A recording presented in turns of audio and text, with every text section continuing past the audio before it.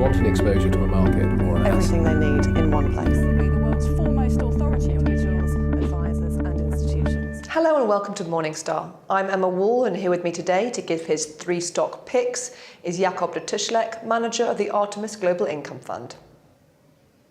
Hello Jakob. Hey Emma. So what's your first stock today?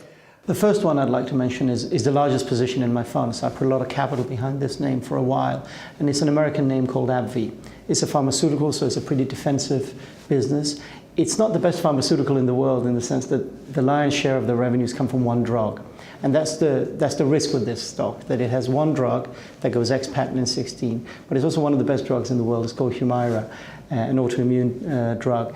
And I think people underestimate how much firepower there is still in this drug. There are no generics coming around the corner. And what makes this a special situation on top of this is that AbbVie is in the process of acquiring Shire. So this is a sort of one drug stock that's moving to become a much more diversified company with a bit of a growth kicker. And although inversion might not be as beneficial as was before because the American Treasury is taking away some of the tax benefits, they will be better off after having acquired Shire. So I just really hope this deal will actually happen, that they'll close it towards the end of the year. And at the beginning of next year, you'll have a really good global pharma stock at probably the lowest multiples of all the global names in the sector. Because presumably right now, everybody knows that it's a one-drug stock. That's priced in. It is priced in, and then we can discuss how quick it'll come. The revenues are going to come down, but for the past 2 years, the revenue growth has not been as negative as people had expected. So there is a risk here, but it is one of those stocks where they could come with a positive surprise. And I really think that this acquisition shows that they're doing something about the risks of being too concentrated around one drug. So I think this is one of the few stocks in the universe where you could see not only earnings upgrades next year, but also multiple expansion. Multiple expansion is tough to get in a sector that's already probably fair value.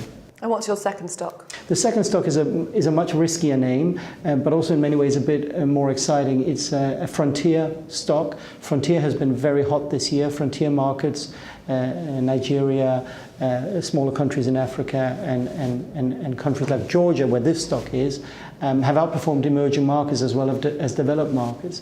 So the stock is called Bank of Georgia, based in Tbilisi, and it's a small bank. What makes it attractive for UK investors is that it's listed in the UK. It's believe it or not, it's a FTSE 250 name. So you get a bit of good corporate governance that comes with a premium listing in the UK. And what's exciting about this is that Georgia is a small country, 5 million people, $3,500 GDP per capita. So there's a lot of room for both growth in the economy, which usually takes banks and lending with them. And on top of that, credit levels are quite low. People don't yet have mortgages, and personal lending is not very developed. So I think this is a bank that, over the next decade could grow 20% a year. But of course, the risks are geopolitical. What's going on in Ukraine could have a spillover. And there are also risks around the overall political environment when there are elections.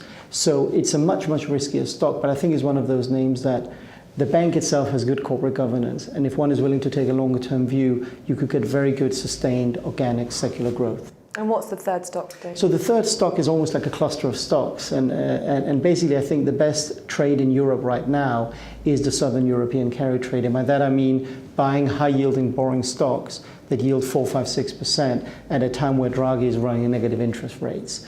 If we think that Europe is essentially going to have low rates for at least the next 5 years, and I think we could look maybe at the next decade, I think that it makes a lot of sense buying a regulated utility like Enagás or Endesa, where half of the business is regulated in Spain. Buy these utilities that are yielding 5, 6% and just clip the coupon.